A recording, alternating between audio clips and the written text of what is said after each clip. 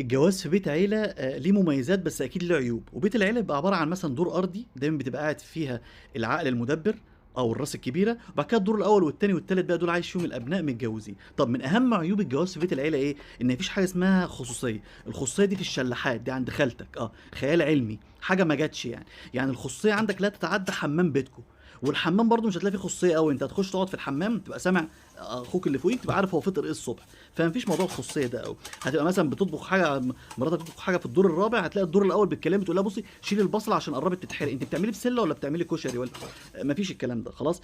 كذلك برضه تبقى نازل أنت ومراتك بالصدفة معدّي من قدّام باب شقة الدور الأرضي، الراس المدبر والعقل كده، هتلاقي بالصدفة فتحت الباب بالصدفة، سبحان الله هي مش سامعاكم ولا حاجة، عشان تحط كيس الزبالة وتسألك أنتم رايحين فين.